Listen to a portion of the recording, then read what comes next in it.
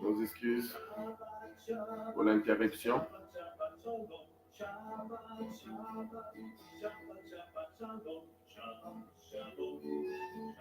Shabbat Shalom, mon frère, nos excuses pour l'interruption.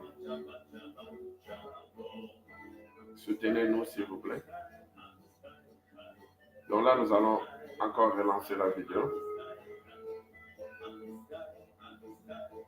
Vous allez nous donner 1 minute afin de partager cette vidéo. Et puis nous allons commencer.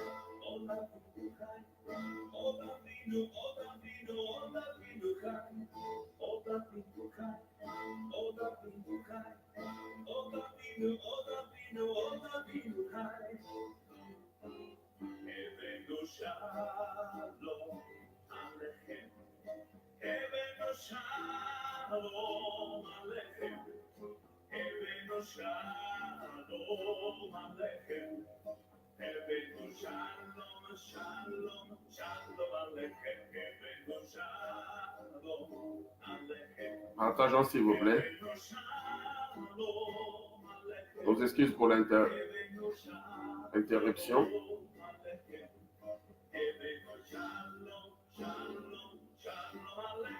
Partageons la vidéo. Nous allons recommencer d'ici 1 minute.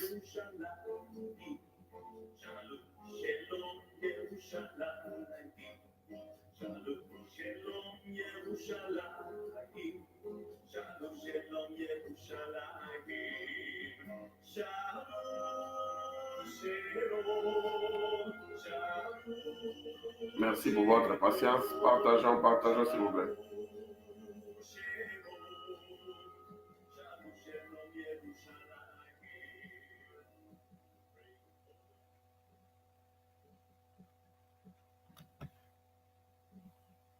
Partageons de nouveau la vidéo, s'il vous plaît.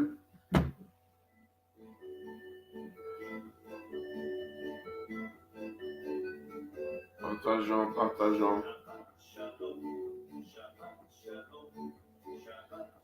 Je sais pas quoi vous dire.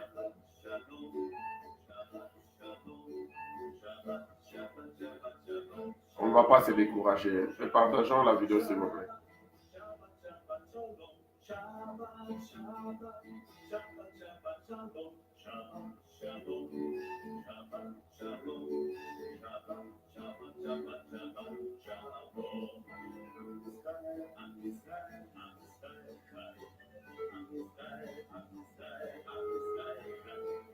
Partageons cette fois-ci, nous n'allons pas traîner. Il nous reste 15 minutes pour finir avec ce message.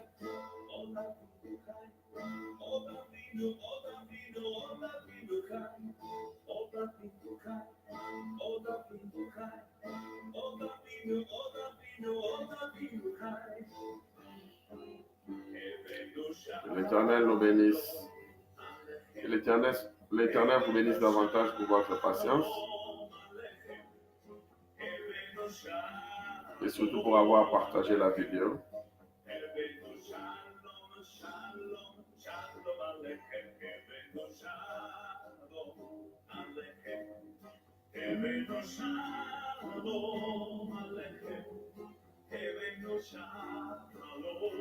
Je ne sais pas si nous sommes déjà au nombre de 10. Nous allons commencer d'ici quelques secondes.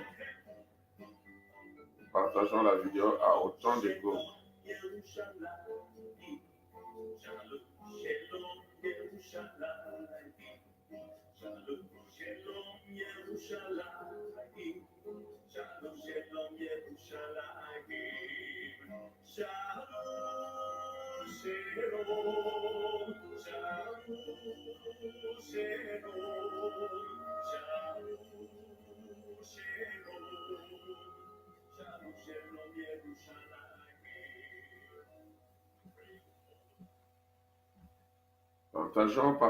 Partageons. Shalom, il y a prière pour moi, s'il vous plaît. Nous allons prier pour vous, ne vous en faites pas, maman. Ce que vous allez faire, juste après cette émission, vous pouvez directement nous appeler. Appelez-nous. Nous voulons finir avec le partage pour commencer.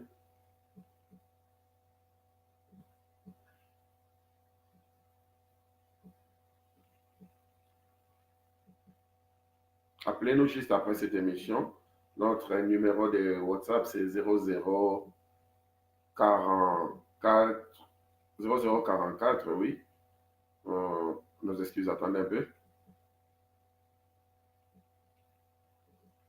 Vous pouvez noter ça, comme ça vous allez nous appeler après l'émission. C'est 0044 73 93 94 80 78.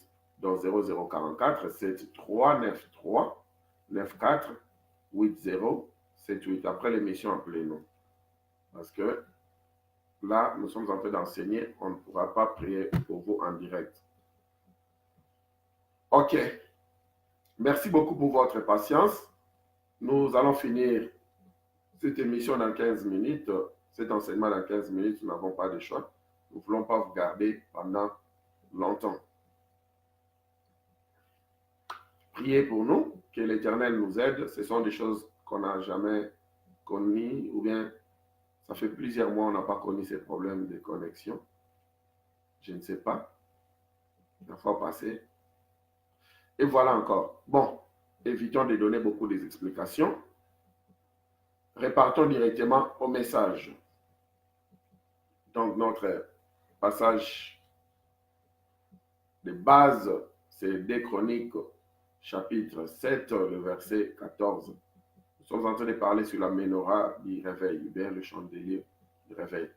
On a vu que une des branches, l'Éternel a dit, si mon peuple prie. On disait que cela signifie que le peuple de l'Éternel ne sait pas prier. Bien qu'il se dit, il prie l'Éternel, mais il passe beaucoup de temps pour crier, mais pas pour prier. Vous voyez? Alors, il a maintenant dit, dans Matthieu chapitre 6, à partir du verset 9, il a dit, voici de la manière dont vous allez prier. Notre Père, qui est aux cieux. On disait que vous allez prier un Père, vous n'allez pas prier quelqu'un d'autre, mais vous allez prier un Père. Et ce Père-là est aux cieux.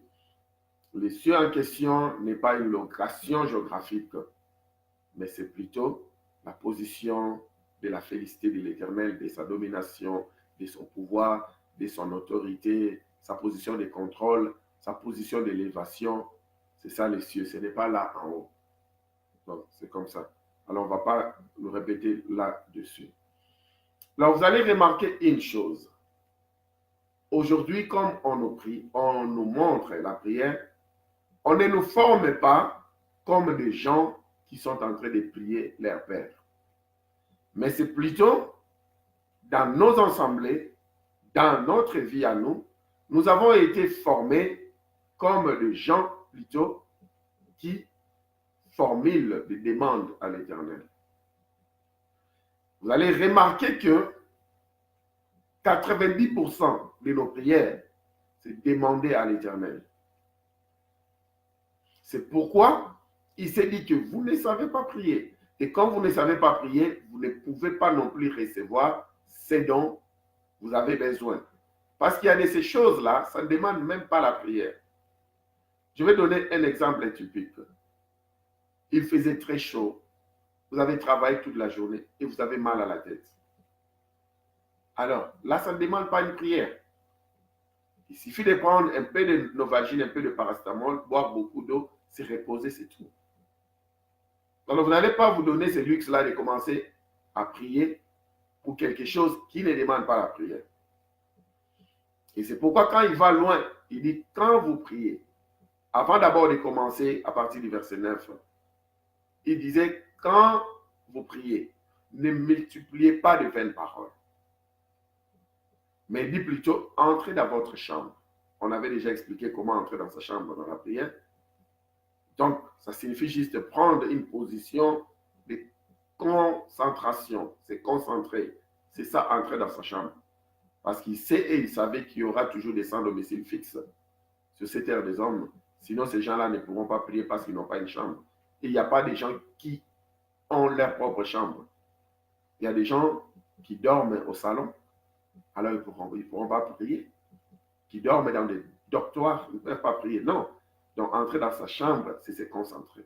Alors, il dit, quand tu t'es bien concentré, reconnais d'abord que tu as affaire à un père. Il ne dit pas que tu as affaire à un papa, parce que Adonai n'est pas notre papa. Notre papa, c'est biologique. Il est le papa de Yeshua HaMashiach, le Christ. Mais pour nous, c'est un père, parce qu'il nous a adoptés dans ce sens-là. Nous sommes ses enfants par adoption. Alors, c'est comme ça qu'il dit que vous allez l'appeler comme Père. Notre Père. Pourquoi il nous a adoptés?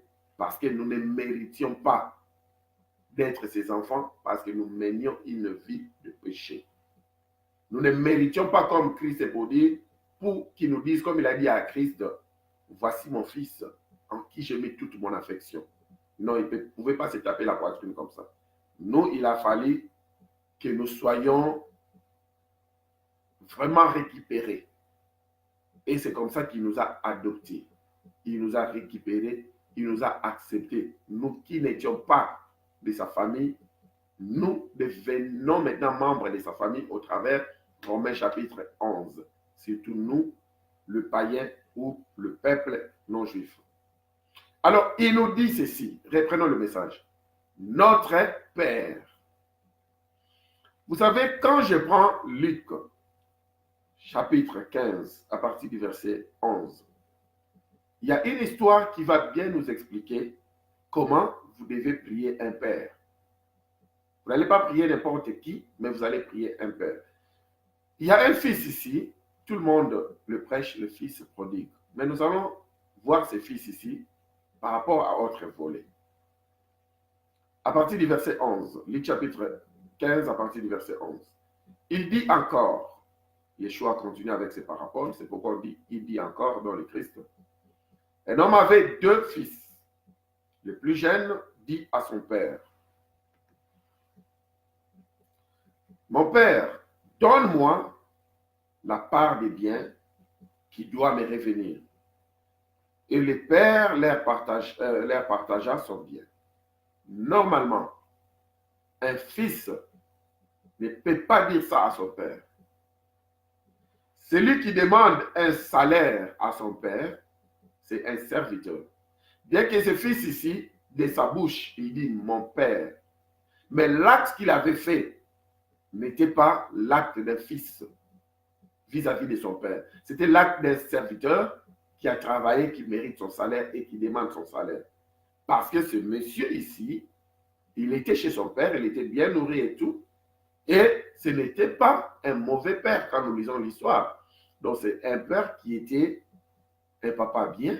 Et puis, sûrement, il avait déjà son testament pour ses deux fils.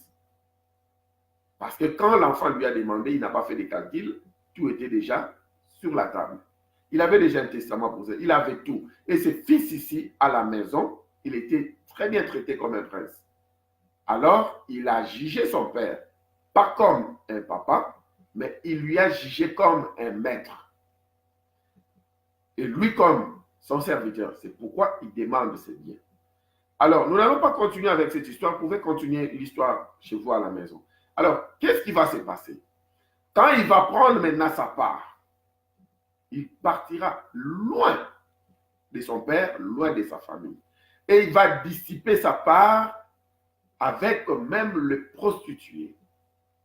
Il va aller faire des désordres terribles, jusqu'à tel point, il finira même son dernier centime qui lui restait. Alors, il était devenu pauvre, dans le sens propre du terme. Il manquait même de quoi manger. Il est allé chercher même du boulot pour soigner le porc. de ses maîtres, sachant très bien que ici nous parlons d'un juif et que le juif, pour eux, le porc, et même dans la Bible, est reconnu comme des animaux impurs. Donc il a accepté même d'aller vivre une vie d'impureté, juste pour s'en sortir. Il a accepté de vivre dans la débauche, juste pour s'en sortir. Et c'est ce qu'il faisait. Même quand il avait l'argent, il sortait avec des prostituées, n'est-ce pas? C'est comme ça la situation de l'Église, la situation actuelle. L'Église a dissipé tout le bien que l'Éternel nous avait légué. L'Église, aujourd'hui, vit dans la prostitution. Et l'Église n'a pas su prier dès le début.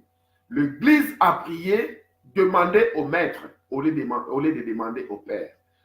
Quand vous partez dans nos églises aujourd'hui, vous remarquerez que tout le monde demande au maître. On ne demande pas au Père.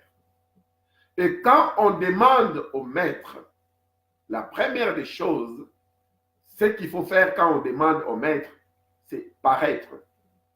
Vous voyez, vivre une vie d'hypocrisie. Montrer au maître que je suis un travailleur qui travaille dur et que je mérite un bon salaire. Mais en réalité, peut-être ce n'est pas ça. C'est pourquoi vous voyez aujourd'hui dans nos églises, on nous montre qu'il y a certaines églises qui font des jeûnes et des prières pendant une année même à 5 reprises. Où les gens ne mangent pas, ils jeûnent à sec pendant des jours, pendant des semaines. Donc, ils sont en train de faire l'hypocrisie pour montrer au maître comment est-ce qu'ils sont en train de travailler durement pour que le maître leur donne ce dont ils ont besoin. Ne sachant pas qu'ils ont affaire à un père. Si mes enfants ont affaire à moi, ils ne peuvent pas m'impressionner en quoi que ce soit. Ils ne peuvent pas non plus faire l'hypocrisie devant moi. Quand ils ont besoin de quelque chose, ils vont me demander simplement, sans faire des sacrifices quelconques. C'est à moi de décider si c'est le moment opportun de leur donner et si j'ai la possibilité de répondre à leurs demandes. Alors, aujourd'hui, l'Église a affaire à un maître. À un maître. C'est pourquoi on demande à ces maîtres-là. On lui demande la nourriture. On lui demande l'argent. On lui demande les voitures. On lui demande le mariage. On lui demande tout. Or, lui-même, il nous dit clairement, dans Matthieu, il nous dit clairement que le ventre vaut plus que la nourriture. Et il dit, si moi, je vous ai donné, donc pour paraphraser, il dit que si je vous ai donné un ventre, c'est que je vais me rassurer qu'il y ait la nourriture pour ce ventre-là. Et quand il pousse encore d'hardiesse pour dire, même les oiseaux, vous valez plus que les oiseaux, mais je me rassure toujours que les oiseaux aient la nourriture. Donc, pour qu'un père donne la nourriture à ses enfants, les enfants ne viendront pas lui demander. C'est au papa de pourvoir pour ses enfants, afin que ses enfants aient la nourriture. Si vous partez dans nos églises, vous voyez les gens en train de demander l'argent, en train de demander des voitures, en train de demander le mariage, en train de demander tout ça. Tout ça, c'est la nourriture dont le père pourvoit pour ses enfants. Alors, c'est pourquoi cet enfant prodigue, il avait pris son papa comme un maître et il lui demandait des biens qui étaient déjà pour lui. Parce que ce père-là n'était pas éternel. Il devait mourir un jour. Et lui, il allait avoir sa part. Et même si ça s'est passé que le jeune meurt avant son père, ce n'est pas un problème, mais il vivait déjà la vie de prince. Alors, c'est cette vie que l'Église est en train de mener aujourd'hui. Alors, il est arrivé sur le point où il s'est dit non. Maintenant, ça y est, parce que je ne sais plus quoi faire. Je vis dans la débauche, rien ne marche. Et il avait même envie qu'on puisse lui donner même la nourriture de porc, qu'il puisse partager avec le porc. Mais on lui refusa même la nourriture de porc. Imaginez-vous, vous arrivez au niveau de tomber très bas. Vous arrivez sur le point où vous êtes prêt même à partager la nourriture des animaux. à manger ensemble avec les animaux. Mais on vous refuse cela.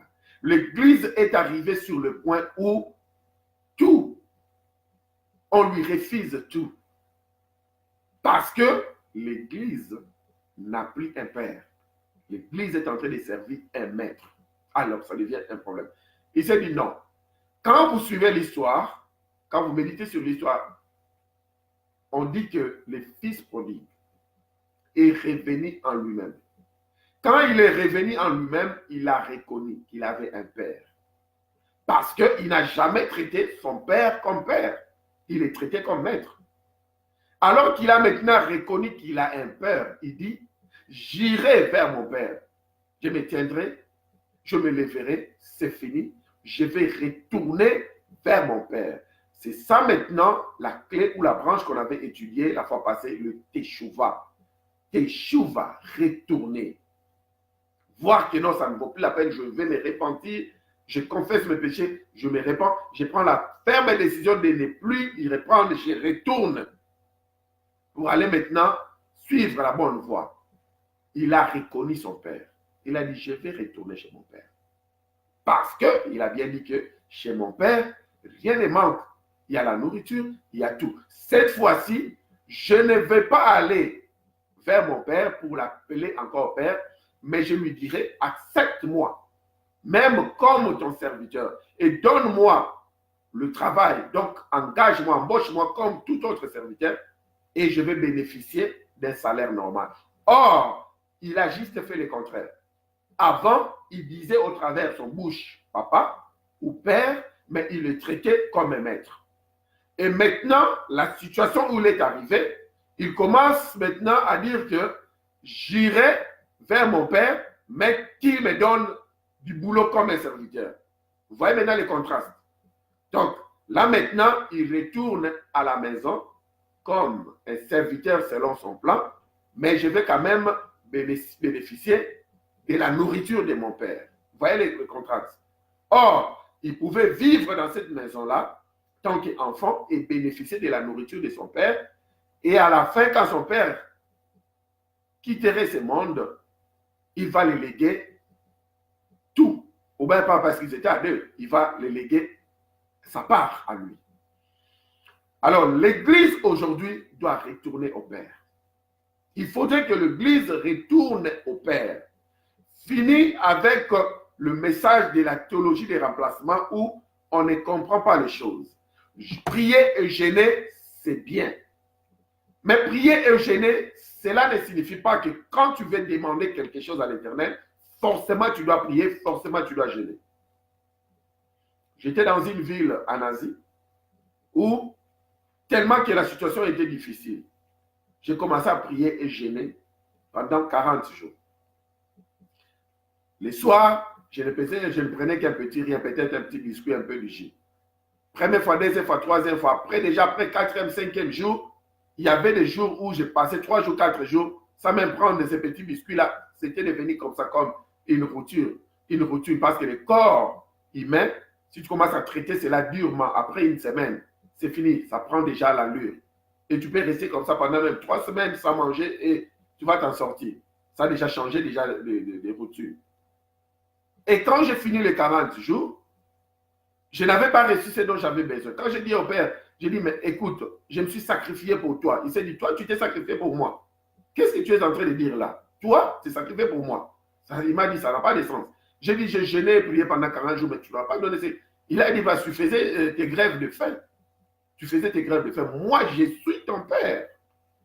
Ce dont tu pouvais me demander, tu n'allais pas faire des jeûnes et prières jusqu'à faire 40 jours pour me demander.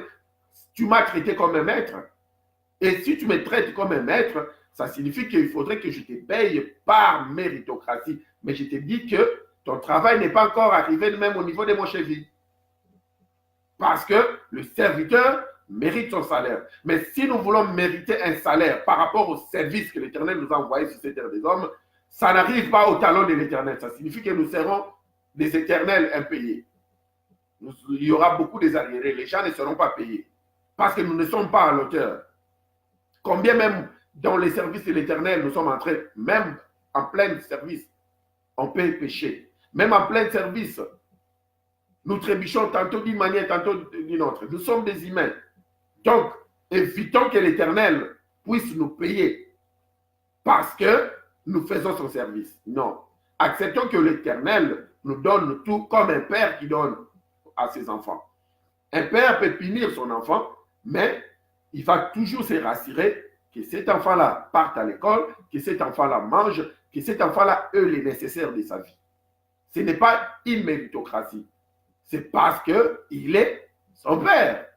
Comme il est son père, donc il va prendre responsabilité de sa famille. Il va prendre la responsabilité de sa famille. C'est pourquoi il dit l'Église, considérez premièrement que vous avez affaire à un père, pas à un maître. Retournez et considérez que vous devez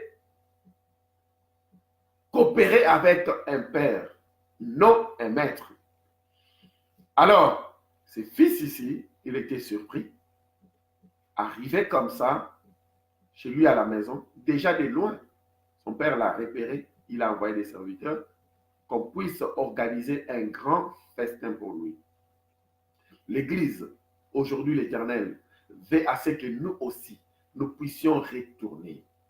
Qu'on puisse ôter les habits remplis de saleté. Comme l'aveugle Bartimée a dit que maintenant que je retourne à l'Éternel, Yeshua m'a appelé, viens. Maintenant que je retourne, je dois enlever les manteaux de saleté, jeter ça. Parce qu'il faudrait que je mette une robe blanche. Cet enfant, on l'a déshabillé et on l'avait habillé en prince. Parce que maintenant, il était habillé comme un pourceau. Il était habillé comme un porc, je dirais mieux. C'est le temps maintenant que l'Église puisse se déshabiller des faux enseignements. C'est le temps que l'Église puisse se déshabiller de toutes sortes de vies difficiles, où la prière devient difficile. Rien n'est facile à l'Église. La vie spirituelle, ça devient comme un corvée. Même quand quelqu'un prie, il faut qu'il donne des coups de pointe, il faut taper le main, il faut sauter, il faut crier. Ça devient un problème. J'ai vu Christ, Yeshua, chasser les démons. Il le faisait, il le chasse comme ça avec le doigt. Sort de ce corps, c'est fini. Aujourd'hui, l'Église, il faut donner des coups de poing, il faut faire. Donc, l'Église, on n'a pas affaire à un père qui travaille avec nous. On a affaire à un serviteur. C'est comme vraiment, nous servons le Dieu de Baal. Nous connaissons encore l'histoire d'Élie, le prophète et le prophète de Baal. Comment est-ce que le prophète de Baal servait leur Éternel avec leur Dieu, avec beaucoup de bruit, beaucoup de cris, faire même des incisions dans leur corps. C'est ce que nous voyons maintenant dans nos églises. Parce que nous n'avons pas affaire à un père. Il faudrait retourner au père. Aujourd'hui, nous ne voulons pas vous donner beaucoup de matière. On voulait juste rappeler à l'église que nous avons affaire à un père. Et que nous sommes ses enfants. Et qu'un bon père donne la nourriture appropriée à ses enfants au moment opportun. Ce n'est pas à l'enfant de commencer à chercher la nourriture. Ce que le Père cherche, ce sont les vrais adorateurs, en esprit et en vérité. Vous pouvez adorer l'Éternel, seulement adorer l'Éternel, rien d'autre. Et vous serez surpris, au moment opportun, vous aurez la nourriture sur la table. Alors, c'est ça maintenant qui sera notre leçon de la fois prochaine, parce que il dit notre Père qui est aux cieux. Nous allons ouvrir ce dossier la semaine prochaine. Moi, aujourd'hui, reconnaissons que nous avons un Père et que nous ne pouvons pas souffrir pour avoir quoi que ce soit. Nous aurons tout parce que il est notre Père et il est notre pourvoyeur comme tout autre papa. Nous sommes arrivés à la fin de ce message. Que le Père éternel vous bénisse davantage. Ceux qui veulent bien partager la vidéo, c'est la seule offrande que nous vous demandons. Celle de partager la vidéo. Si vous voulez aussi nous bénir en finance, en matériel, vous êtes le bienvenu, vous pouvez le faire. Mais ceux qui veulent respecter notre offrande de Shabbat Shalom, c'est juste celle de partager la vidéo. Partagez la vidéo en cascade. Partagez la vidéo en désordre pour que l'Éternel vous bénisse davantage. Pour ceux qui n'ont pas encore de père, ou bien dont leur père est le diable, comme le dit Jean, alors, et qui veulent bien accepter notre Père a donné un don gratuit qui s'appelle Yeshua, Hamashiach, le Christ. Ils peuvent juste répéter cette prière, cette formule, et eux-mêmes, ils le feront de leur manière. Seigneur, notre Père, nous venons à toi, pardonne nos fautes, accepte-nous dans ton royaume, donne-nous ton esprit qui nous conduira le reste de notre vie. Merci pour nous avoir acceptés dans ta famille. Amen. Donc, la fois prochaine, nous allons continuer avec Si mon peuple prie. Ce n'est pas une prière. Notre Père n'est pas une prière, c'est une formule de prière. La première des formules, il fallait d'abord nous rappeler que nous avons affaire à un Père, pas à un maître. Et la fois prochaine, nous allons continuer. Merci beaucoup. Que l'Éternel vous bénisse davantage. Shabbat Shalom. Portez-vous bien. Et au revoir. La sœur qui demandait une prière, notre ligne est ouverte. Vous pouvez maintenant nous appeler. Shabbat Shalom. Au revoir. Nous vous aimons bien. Au revoir. Merci pour votre patience. Bye.